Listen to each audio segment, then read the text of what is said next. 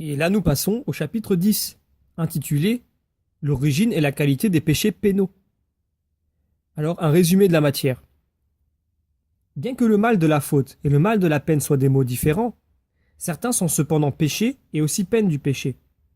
D'une manière spéciale, on appelle péché et peine du péché ceux qui sont accompagnés de douleur et de tristesse, comme l'envie, la paresse et d'autres semblables. D'une manière moins spéciale, on appelle ainsi ceux qui sont accompagnés d'une pure dépravation de la nature, ou bien de honte, comme le sont ceux au regard desquels on dit que le pécheur est livré à son sens propre dépravé. D'une manière générale, on appelle ainsi les péchés qui sont entre la première apostasie et l'ultime châtiment de l'enfer. On peut les appeler aussi péchés et peines du péché, selon ce que dit Grégoire, que les crimes sont punis par les crimes. Bien que l'on parle également de péché ou de peine du péché, il faut cependant savoir que toute peine, en tant que peine, est juste et vient de Dieu, mais qu'aucune faute n'est juste et ne peut provenir de Dieu, mais vient seulement du libre arbitre. La peine, qui est purement peine, est infligée par Dieu. Celle qui est liée à la faute ou qui incline à la faute est contractée ou produite. Alors maintenant, une explication. Le mal est retrait vis-à-vis du premier principe par le fait qu'il nuit au bien. Il ne nuit au bien qu'en l'excluant. Or, le bien existe dans le mode, l'espèce et l'ordre. Tout mal est corruption du mode, de l'espèce ou de l'ordre. Or, l'ordre est double. Ordre de la nature et ordre de la justice. L'ordre de la nature est dans le bien naturel.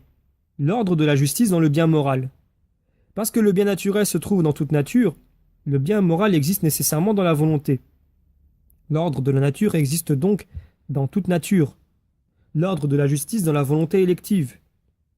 Parce que la volonté est un instrument se mouvant soi-même, alors que la nature ne l'est pas. L'ordre de la justice est un ordre non seulement fait, mais facteur, tandis que l'ordre de la nature n'est qu'un ordre fait.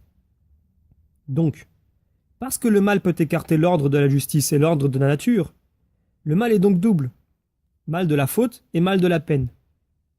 En outre, parce que l'ordre de la justice est un ordre volontaire, le mal de la faute est une affection volontaire, tandis que le mal de la peine est une affection involontaire. Enfin, parce que l'ordre de la justice qui existe dans la volonté est un ordre facteur, le mal de la faute, qui en est la privation, est un mal que nous faisons, tandis que le mal de la peine est un mal que nous subissons. Et parce qu'il n'y a pas de passion qui ne précède naturellement une action, et pas d'action qui ne soit suivie d'une certaine passion, il n'y a aucune peine qui ne soit méritée par une faute antécédente, ni aucune faute que ne suive quelque peine. Parce que ce que nous faisons vient de nous, que ce que nous subissons peut venir de nous et des autres, d'une cause supérieure ou inférieure, toute faute vient de nous, mais toute peine ne vient pas de nous. Certaines sont faites par nous, d'autres nous sont infligées, et d'autres, enfin, contractées. Et parce qu'il est juste que celui qui fait ce qu'il ne doit pas subisse ce qu'il doit, toute peine en tant que peine est juste et vient de la divine providence, car elle est ordonnée à la faute et rétablit l'ordre que le péché a détruit. Parce que le fait de subir une peine peut venir du rejet du bien naturel ou du bien moral joint au bien naturel, certaines peines sont purement peines, certaines sont peines et fautes, car le bien moral qui est la justice n'est rejeté que par une injustice qui est la faute. La première peine vient de Dieu, et en tant que peine, et en tant qu'elle est. Elle vient de Dieu, dis-je, non comme d'un auteur, mais comme d'un vengeur. La seconde, puisqu'elle est faute, ne vient pas de Dieu, pour autant qu'elle est, mais seulement en tant que relative à l'ordre. Elle est encourue si elle suit un péché actuel. Elle est contractée si elle suit le péché originel. Si l'on entend le mal dans son sens propre, en tant que privation du bien naturel, affection involontaire et mal que nous subissons, il ne coïncide pas avec le mal de la faute, bien qu'il en soit une conséquence.